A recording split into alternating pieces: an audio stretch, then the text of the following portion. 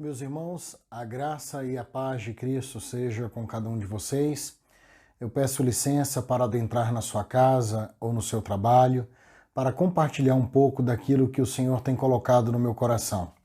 Estamos na semana da Páscoa, na semana que a cristandade denomina como Semana Santa. Então, próximo domingo, todos nós estaremos trazendo à nossa memória a ressurreição do Senhor Jesus Cristo. E ontem eu havia proposto para que começássemos a meditar nos passos de Jesus até o Gólgota e até a sua ressurreição. Ontem nós meditamos na visita que o Senhor Jesus fez à família de Betânia, a Marta, Maria e Lázaro, na casa de Simão o leproso.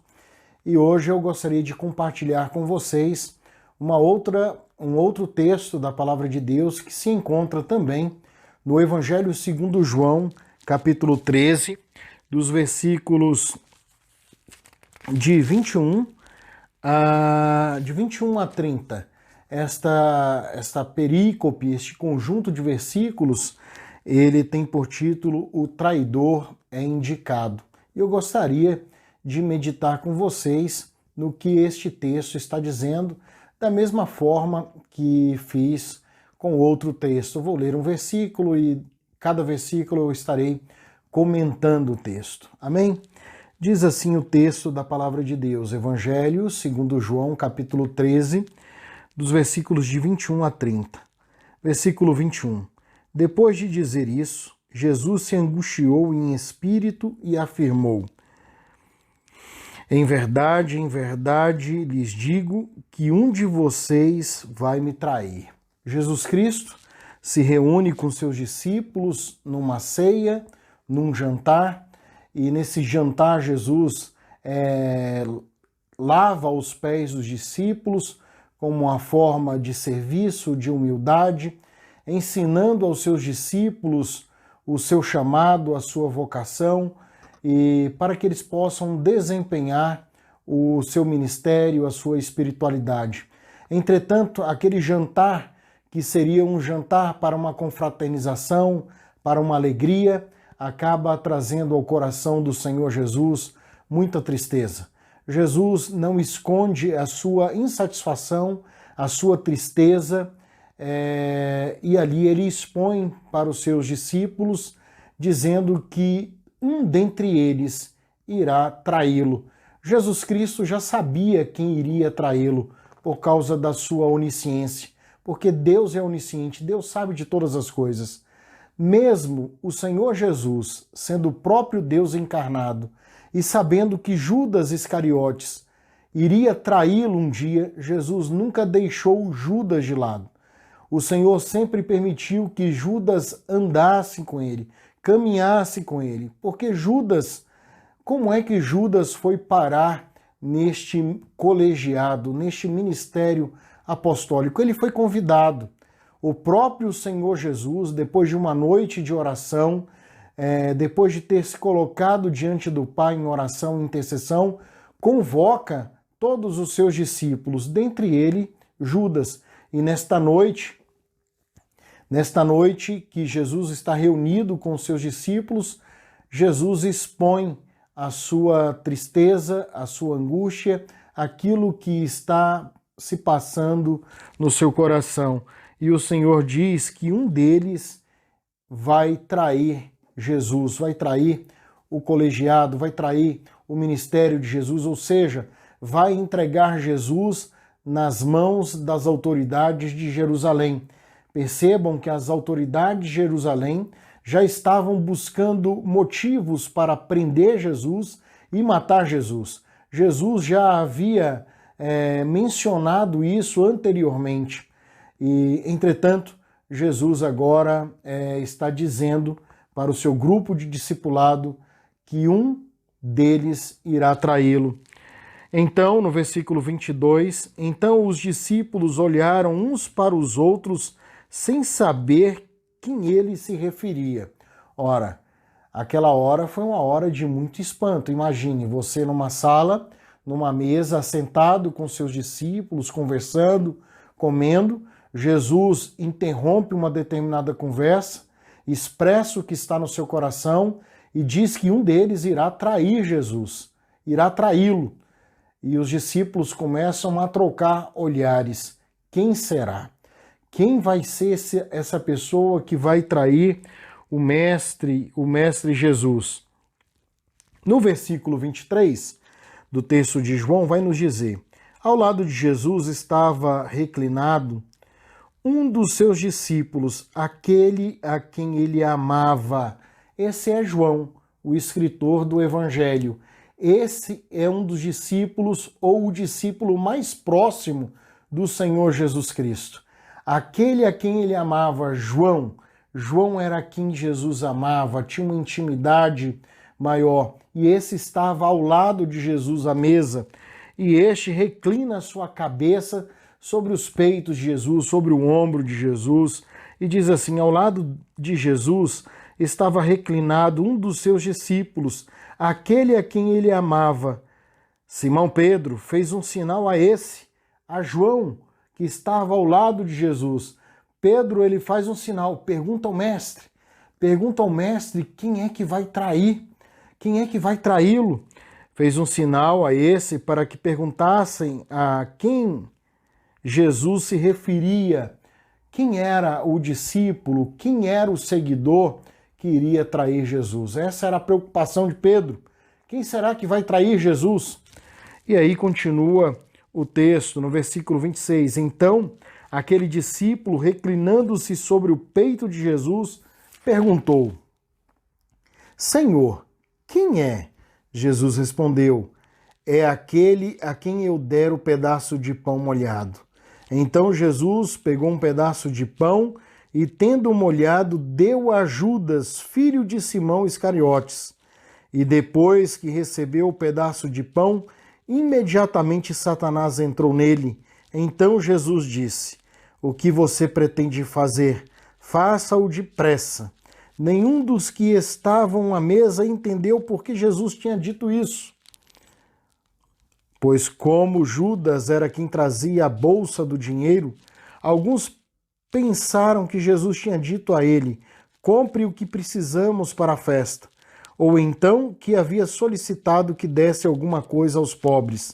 Assim, tendo recebido o pedaço de pão, Judas logo saiu e era noite. Bom, Jesus está nesse jantar, reunido com seus discípulos, e lança uma questão: um de vocês irá entregar o Filho do Homem, irá me trair. E os discípulos começam a olhar uns para com os outros. Pedro, como disse, gesticula ali para João, para que João perguntasse. João, de imediato, pergunta ao Senhor Jesus: Mestre, Senhor, quem é que vai te trair? Jesus: olha, eu vou dar uma dica. Eu vou mostrar para você quem é que vai me trair. Eu vou molhar um pedaço de pão e vou dar o pão a este. E é este que irá me trair. E assim o Senhor fez. O Senhor pegou um pedaço de pão, molhou o pedaço de pão e deu a Judas, Judas Iscariotes. Judas tomou o pedaço de pão e ali saiu, e diz o texto que Satanás se apoderou de Judas. Ele se retira do meio dos 12, daquele momento de confraternização, e diz que era noite. Judas foi uma pessoa que caminhou com o Senhor Jesus Cristo. O próprio Cristo o convidou para caminhar. Judas fez parte do ministério de Jesus durante 3 anos. Judas ouviu as mensagens de Jesus. Judas presenciou a maioria dos milagres de Jesus. Judas presenciou cegos enxergando. Judas presenciou a ressurreição de mortos. Judas presenciou a cura de leprosos. Judas presenciou a multiplicação de pães, de peixes. Judas fez parte do grupo apostólico dos 12 discípulos de Jesus. Judas também fez parte dos 70 discípulos. Quando o Senhor enviou 2 a 2, Judas estava nessa comissão. Judas orou com Jesus. Judas orou, Judas expulsou demônios Judas exerceu seu ministério. Contudo, o Senhor Jesus já sabia que o coração de Judas servia a Mamon, servia ao dinheiro, e o Senhor assim ainda permitiu que Judas estivesse com ele.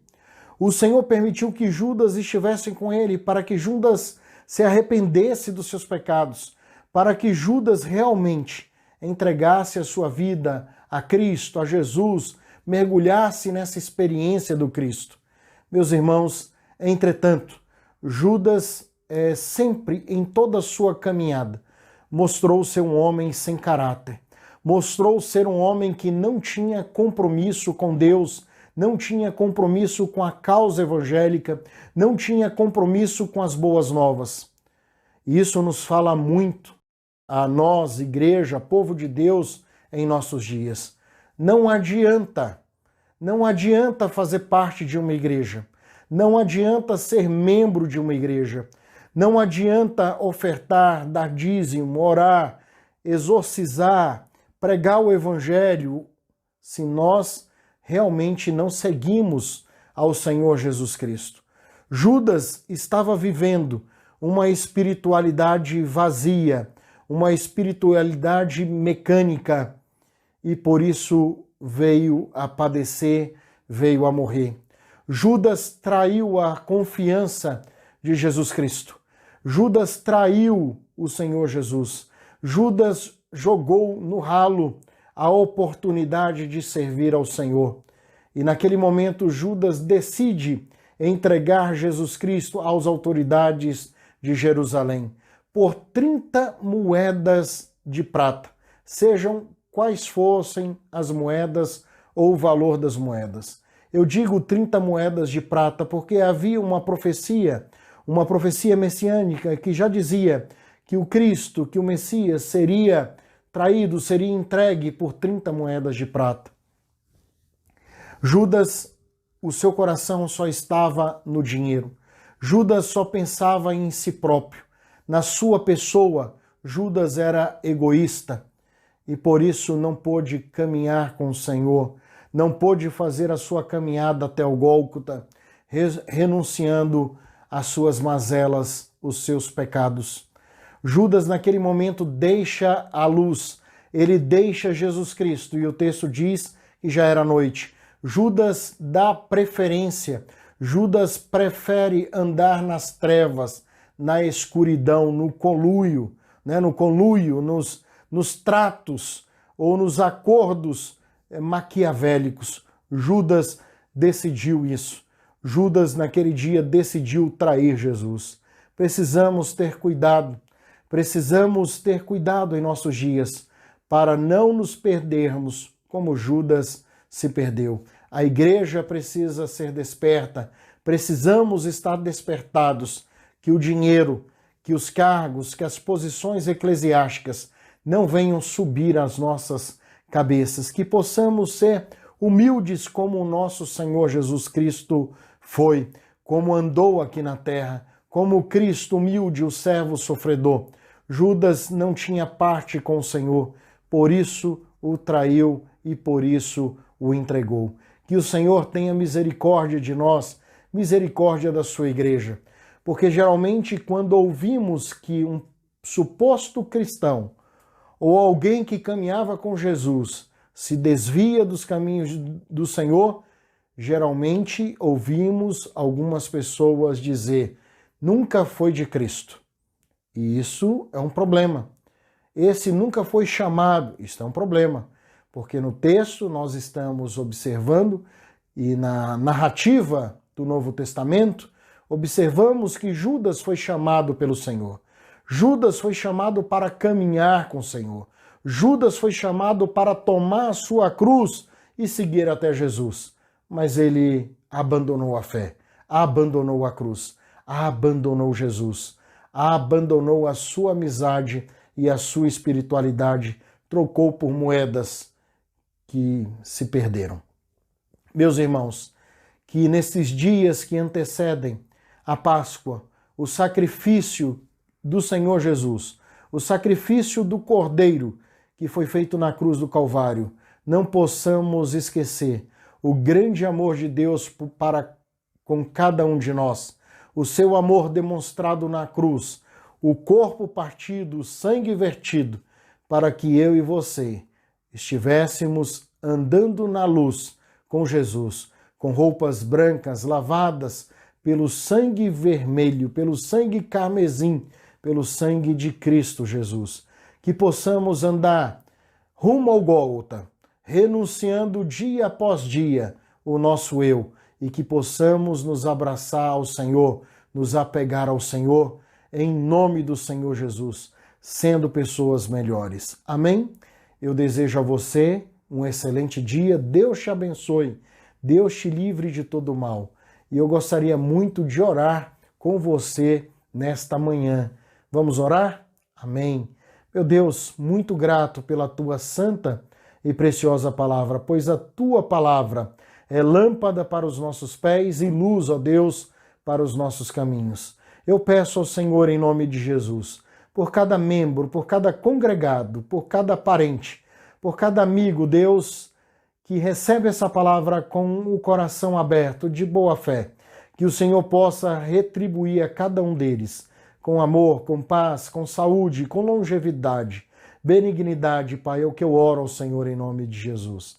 Senhor, que possamos ser discípulos do Senhor, que caminhemos, Senhor, ao Gólgota, dia após dia, morrendo para os nossos desejos carnais e que possamos buscar a santidade do Senhor dia após dia e que possamos ser encontrados como crentes fiéis, fiéis ao teu chamado, à tua vocação. Nos fortaleça na fé, em nossa espiritualidade. Abençoa a Igreja Batista no Guará 2, cada membro, cada congregado com saúde espiritual, física e psíquica.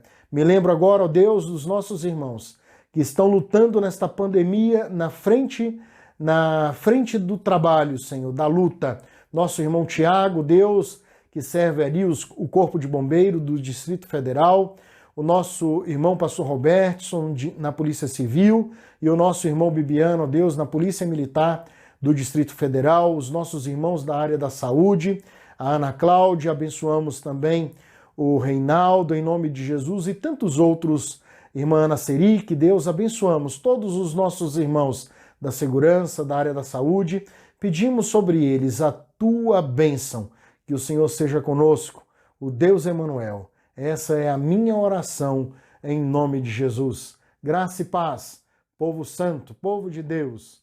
Um feliz dia e até logo.